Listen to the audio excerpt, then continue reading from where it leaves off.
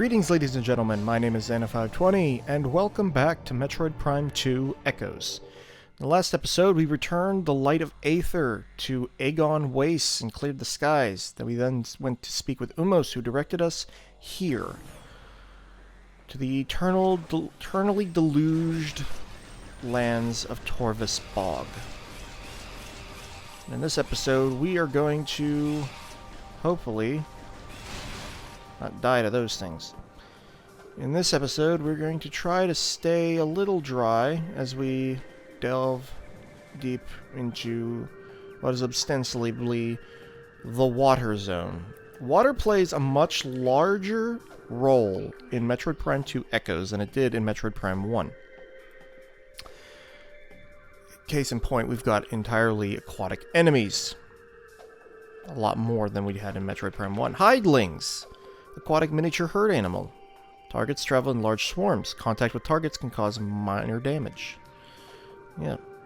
We'll just let the little seahorse guys swim by. We're going to be picking up a lot of power-ups for this area.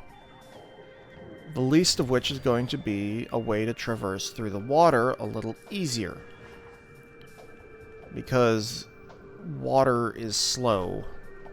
And slow is not conducive to Metroid. We can hardly jump here. Hop out of here. And we see our... well, first of all, there is a missile expansion there. But you may recognize this object. This is a grapple beam. Grapple point. We also have our very first Emerald lore entry. But we don't have the Emerald translator yet. So, we're stuck. Oh, these are different. Shoot. There you are. Shrieker.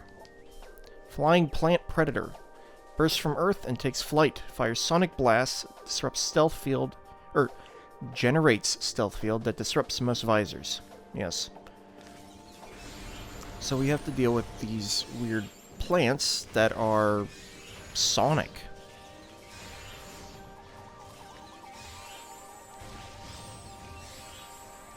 We currently have no way of tracking these enemies when they go invisible, but we will at some point.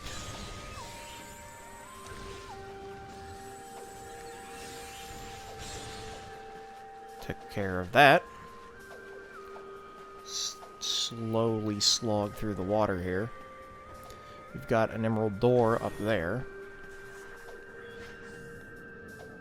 Just slip through this area. There's an energy tank there that we could get later. And immediately we're met with a green door. So, gotta go back. This is not the correct way. That, however, is. We got a missile door here. Pop through here. Slide through this room. And there's a missile expansion with a dark portal. We're not going to be able to do anything with this for a little while. But what we can do is open this gate. This gate will open the gate on the other side as... no, it won't. Oh, yes, it will. Okay. And it will raise this bridge into place. So now we should be able to jump straight here from the entryway. Open this light door. What's in here? Anything? Shredders. Walk forward, and a whole bunch of these guys come out. Can I just do one of these? There we go. Switch back to regular beam so I don't waste my dark ammo on nothing. Pop this open. Anything to scan? Yes. We have some new enemies that will become recurring later.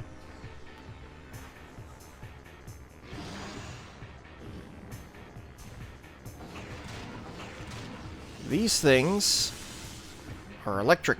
They're called Grunchlers. Water-based reptilian predator. Well armored and deadly at any range. Its back shell is vulnerable to explosive blasts, however. These are essentially water slash lightning themed Sheegoths.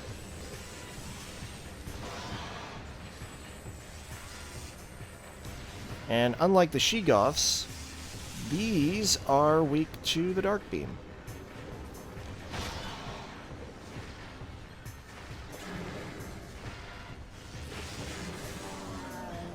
Also, the Dark Beam. I think I lost my train of thought. Something about the Dark Beam. Oh, that's right. It does damage over time as long as an enemy is frozen and vulnerable. Ouch. Stop. There we go. Took care of him. The other apparent object in this room are these guys. Bloat sacks. Gas-generating plant form. Target creates beneficial gases. Poisonous sap keeps it from being eaten by most creatures. These guys are indestructible. They're just sort of there. But that is the last plant scan that we need. So we don't have to worry about scanning any more plants. There's also this little gizmo here. A Sentinel Crystal. Crystal used to monitor key sites. Used by Luminous soldiers to observe tactical areas during the war. Most are still broadcasting to Umos. Anything else in here? We've got this bridge. And if we hop up here, we should see eventually, yes. We have a bomb slot in a state of dimensional flux. So, if we scan this bridge. Powered bridge system is online, yet its control system is missing from area. Unable to move bridge to a new position. So, let's hop over to the Dark World and fix that.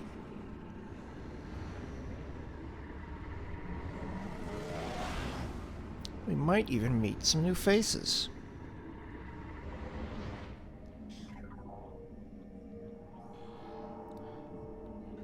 Well, it's not a face, but we do have a few things to scan here.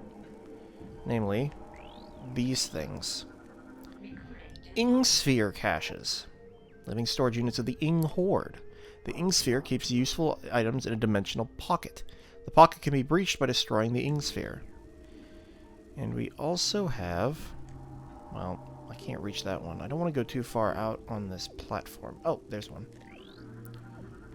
Dark Sentinel Crystals. Monitor system designed for use on Dark Aether. Used by Luminoth soldiers to monitor critical areas throughout Dark Aether. Few remain.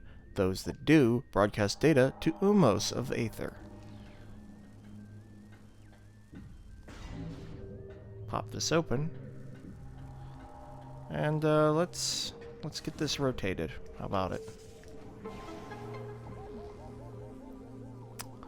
We can't actually use that door in the Dark World because it's, once again, blocked by a green door. And we can easily get back up to the portal through the use of those mushrooms there. Let's get some health. I think something's going to happen here. Maybe not.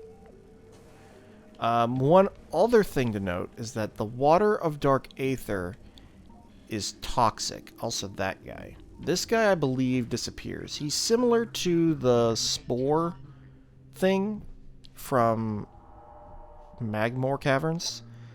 It's known as a Phlogus, aquatic carnivorous plant. Or Dark Phlogus. Incredibly resistant. Target its vulnerable nerve center when it opens its mouth to attack. Direct hits will stun target. We don't need to deal with him at the moment, but he will appear later, so let's just hop back to the light world now that we've rotated the bridge.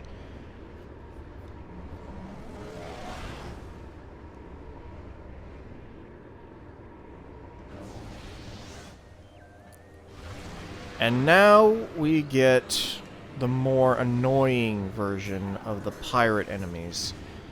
These guys infest Torvus. These are Dark Pirate Commandos. Darkling-possessed elite space pirate. Increased combat ability due to symbiotic presence. Able to phase out of local time-space. They have this weird cloaking thing going on, and if you're looking very carefully, you can kind of see when they teleport and where they go, because of little, like, scratches that appear on the ground where they disappear to. They also have this shot, this weird dark shot that will stick to your visor for a while. And they also have the grenade that messes with your visor. I'm going to try to avoid getting hit. Oh, there he goes.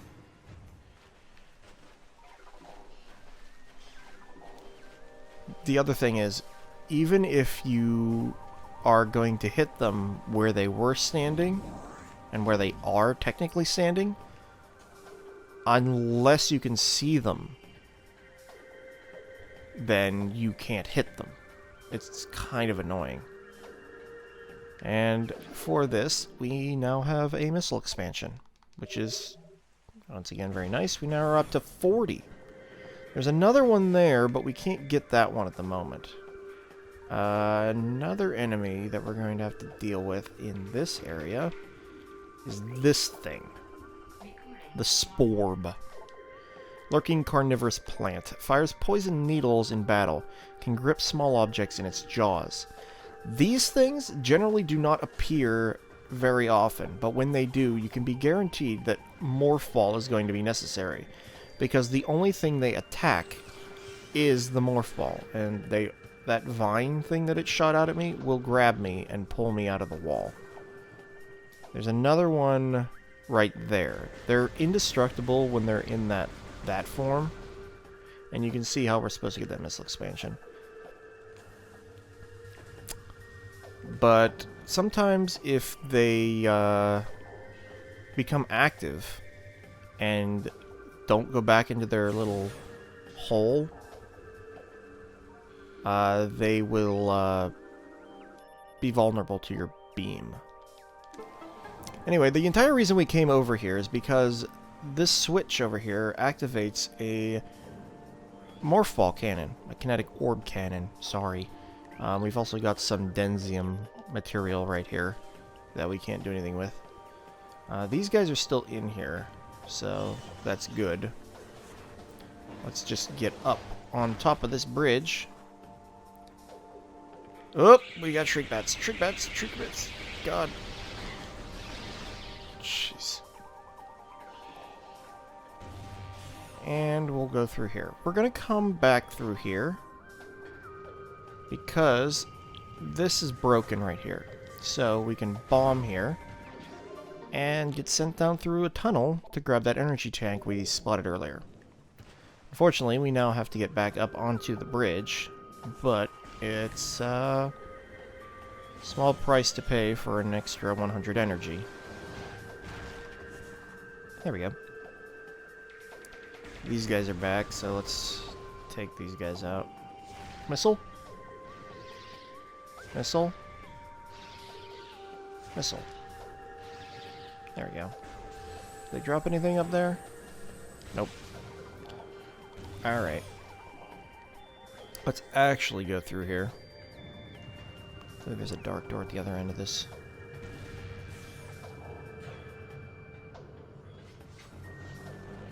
And a skiff flies in almost immediately.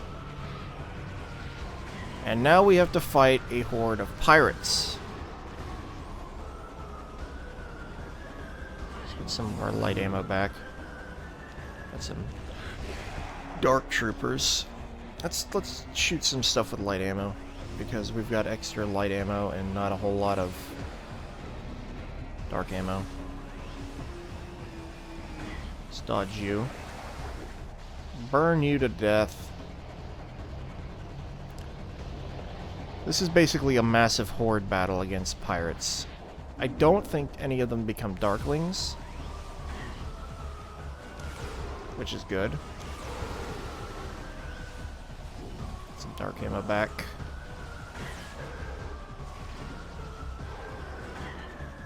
That's always fun, watching them get flung. There's a lot more active, I guess you would say. Like ragdoll physics and stuff in this game. Ooh, there's some dark ammo. Oh, it went away! Darn it. And now these beams deactivate. Let me grab this health. Grab anything else I can out of these boxes.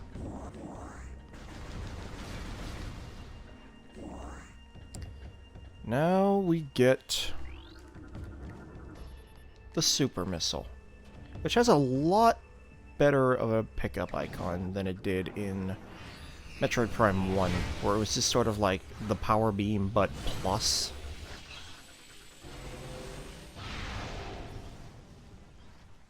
Super Missile behaves the same as it did in Metroid Prime 1. You charge up a charge beam, and you fire 5 missiles.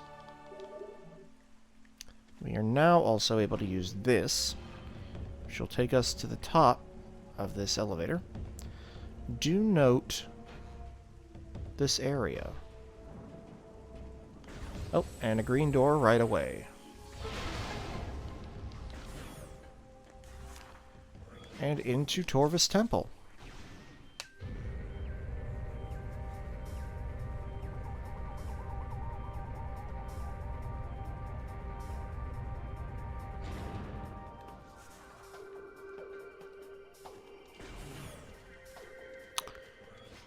Once again, there is no light of Aether here, and here is our duly departed Sentinel.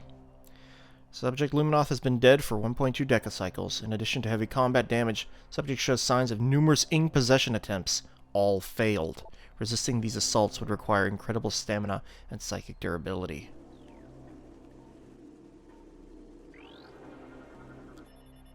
Luminoth Holo Projector online. Automated message initiated.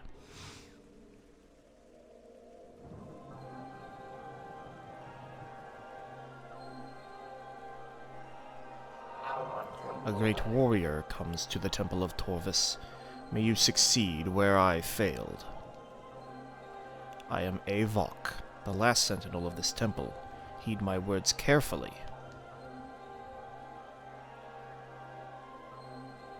As you can see, this temple has been crippled by the ravages of war. While the main chamber has mostly been preserved, the remainder of the temple has been flooded. You must use your abilities to venture into these flooded areas and find the keys you need to enter the Dark Temple. The waters of Dark Aether are foul and venomous. Avoid them if you can. I have updated your translator module. You can access devices indoors coated with emerald holograms. Search the areas now opened to you. The Ing will seek your light with great zeal. Do not underestimate them.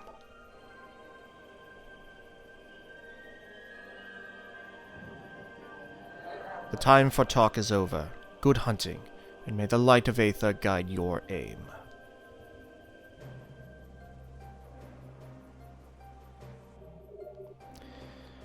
This great warrior of the Luminoth heals us and gives us the Emerald Hologram Translator. So we can now collect these.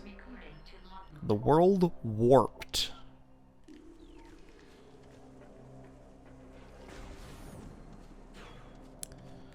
Let us roll back through here, because there's nothing more for us to do in this room.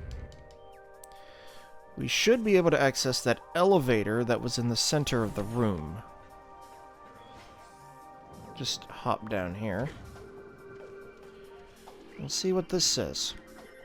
Elevator system energized. The path below these hallowed grounds is yours to follow.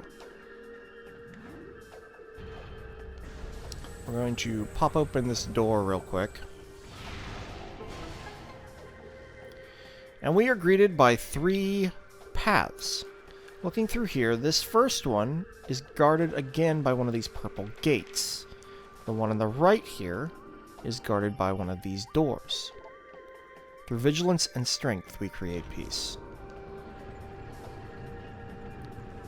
This gate we can open up here. Anything in here? Well, yes, there actually is. There is a missile expansion underneath the floor here. So let's grab that.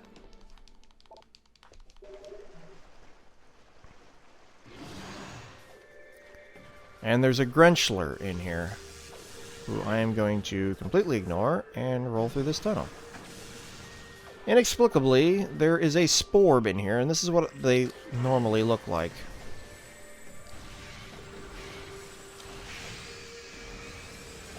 Where's the other one? There it is.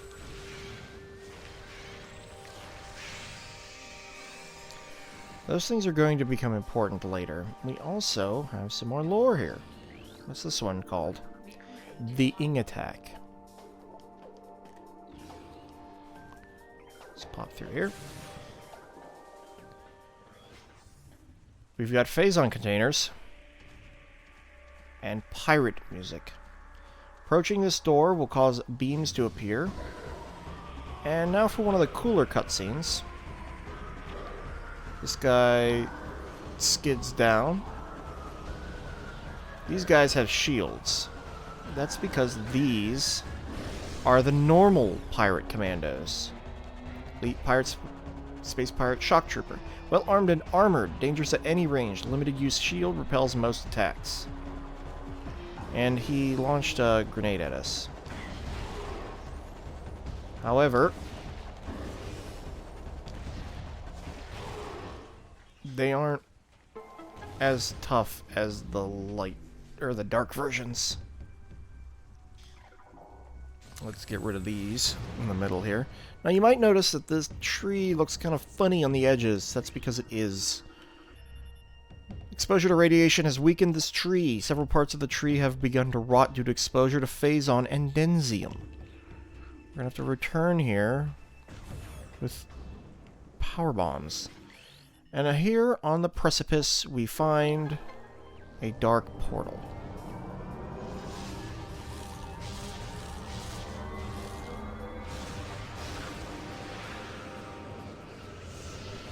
I am running dangerously low on ammo, I just realized. Where's one of those ammo recharge stations?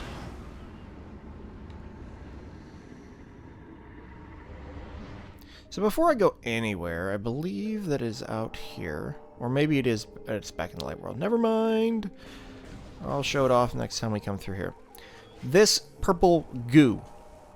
It is the water of dark aether. It is extremely dangerous and toxic. And here is one of the more annoying versions of Ing. The Hunter Ing. Elite warriors of the Ing Horde. Phasing shapeshifter, deadly in close combat, dislikes bright light. They all dislike bright light. They love to do this weird, like, attack with their claws. Spikes. Oops. I did not mean to energize that. The other thing they do is they like to phase out of local space, which is incredibly annoying.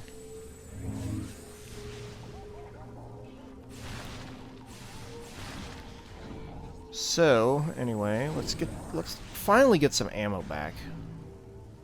We can see that this door over here is completely blocked off by these roots, so we need to find another way up. Well, luckily, in the dark world, this tree has a few mushrooms growing on it. And we can hop up this way. These don't exist in the light world, so we need to find another way up in the light world. But we do have a dark door. Get some health back from this, I guess. And, okay. A little impatient when it comes to healing. Here, we have a save room, but I'm going to come back to that because I don't want to waste any time with saving. that could be used to do something else. I don't know if the save room... Hold on, does the save room exist in the light... I don't know if it exists in the light world or not. But we can come through here. And... Oh. Wait a minute. Wait a minute. What room is through here? You know what? We're gonna come back to this, because I know what's through that door. We don't have time for this right now, jeez. I didn't realize we were coming up on that. In that case, I may have to cut this episode early. Actually, come to think of it, I think this save room is here in the light world. Let's get a save, and next time on Metroid Prime 2 Hunters, we will further explore Torvus and receive a new power-up that will help us get further. This is Anna520 signing out.